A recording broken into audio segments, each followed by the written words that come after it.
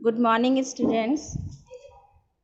कल हमने सूरदास जी के पद का पहला पद पढ़ा था और आज हम इसका दूसरा पद पढ़ेंगे। इस पद में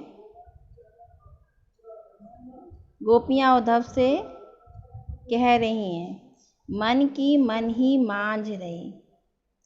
गोपियाँ उद्धव से कह रही हैं कि हमारे मन की अभिलाषाएं मन में ही रह गई। कहिए जाई कौन पै उद्धव नाई परत कह कही, क्योंकि वे कृष्ण से अपने मन की बात नहीं कह पाई कि वे उनसे प्रेम करती हैं। हे उद्धव, अब तुम ही बताओ कि हम अपनी यह व्यथा मीन्स दुख किससे जाकर कहें।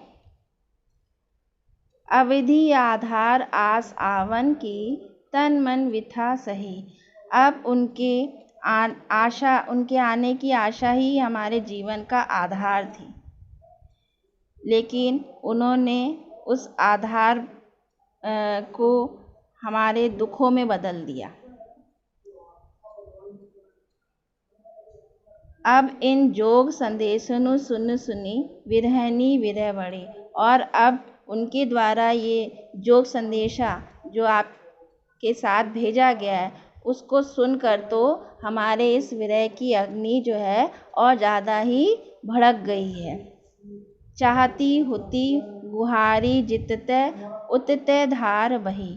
और हम जहाँ से भी कृष्ण के विरह की ज्वाला से अपनी रक्षा करने के लिए सहारा चाह रही थी या उनको गुहार लगा रही थी या पुकार रही थी, उधर से ही अब योग की धारा बहती चली आ रही है।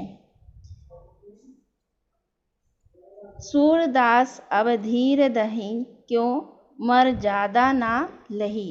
सूरदास जी गोपियों के माध्यम से कहते हैं कि अब जब श्री कृष्ण ने ही सभी मर्यादाओं का त्याग कर दिया तो भला हम कैसे धैर्य धारण कर सकती हैं। तो इस पद में श्री कृष्ण द्वारा भेजे गए योग संदेश को सुनकर गोपियाँ बहुत ही ज़्यादा व्यथित हो जाती हैं, दुखी हो जाती हैं और उद्धव से शिकायत करती हैं कि अब श्री कृष्ण ने अपनी सारी मर्यादाओं का उल्लंघन कर दिया है, जब वही एक मर्यादा पालन करने वाले हैं और उन्होंने ही मर्यादा हमारी नहीं रखी, तो अब हम अपना ये शिकायत या संदेशा लेकर किसके पास जाएं। धन्यवाद।